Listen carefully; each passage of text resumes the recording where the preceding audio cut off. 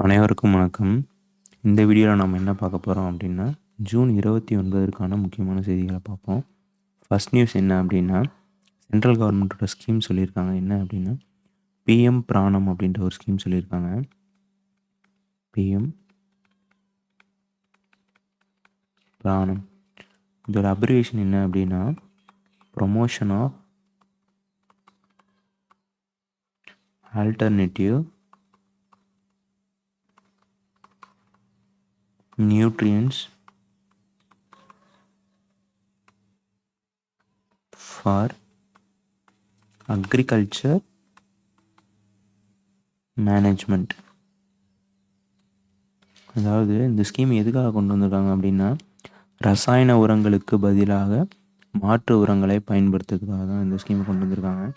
இதனால் என்ன நன்மை அப்படின்னா, மண்ணை பாதுகாக்கலாம், ப்ளஸ் என்னென்னா உரங்களின் சமநிலையான பயன்பாட்டை ஊக்குவிக்கலாம். அதாவது இன்ஆர்கானிக்கே ஃபுல் அண்ட் ஃபுல்லாக யூஸ் பண்ணிகிட்டு இருக்காமல் ஆர்கானிக்கை கொஞ்சம் யூஸ் பண்ணுறதை தான் சொல்லியிருக்காங்க.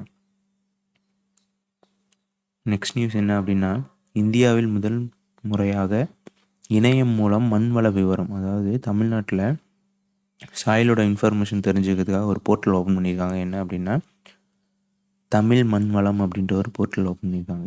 இதனால் தமிழகத்தில் விளைநிலங்களின் மண் வளத்தை மேம்படுத்தும் பொருட்டு தான் அதை கொண்டு வந்திருக்காங்க. வெப்சைட் சொல்லியிருக்காங்க. என்ன அப்படின்னா, www.tnagriculture.in/மண் வளம் அப்படின்னு சொல்லியிருக்காங்க.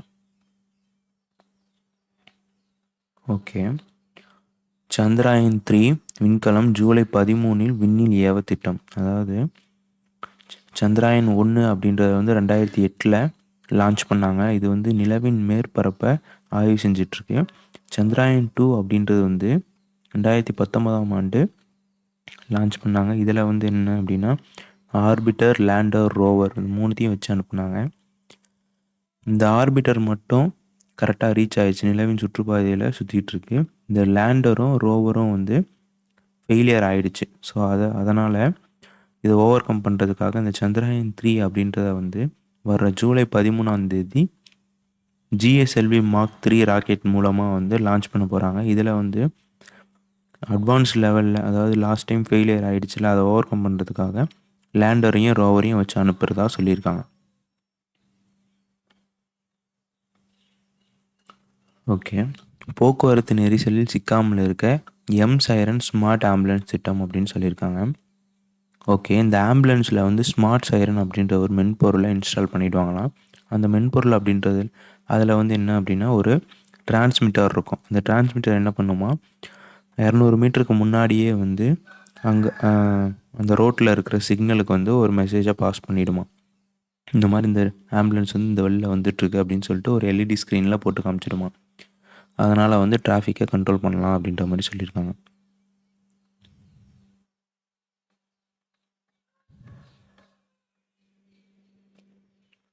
சைபர் குற்றவாளிகளை கண்டறிய சைபர் அலர்ட் செயலி அறிமுகம்.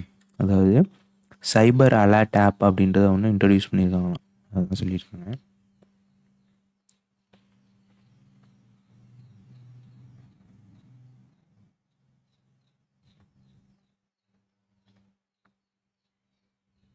லாஸ்ட் நியூஸ் என்ன அப்படின்னா, அதாவது நம்மளோட சென்ட்ரல் கவர்மெண்ட்டோட சந்தை, அதாவது மார்க்கெட் பிளேஸ் அப்படின்றது ஒன்று இருக்குது. அதுக்கு என்ன பேர் அப்படின்னா, ஜெம் அப்படின்றது தான். ஓகே, GEM, இதுதான் மார்க்கெட் பிளேஸ். ஸோ இங்கே என்ன, கவர்மெண்ட்டுக்கு தேவையான ப்ராடக்ட்ஸு ப்ளஸ் ப்ரைவேட் செக்டர்ஸ் தேவையான ப்ராடக்ட்ஸை பர்ச்சேஸ் பண்ணிக்கலாம் அப்படின்றதான் சொல்ல வராங்க. ஓகே, வீடியோ பிடிச்சிருந்துச்சி அப்படின்னா லைக் பண்ணுங்கள், ஷேர் பண்ணுங்கள், சப்ஸ்கிரைப் பண்ணுங்கள். நன்றி.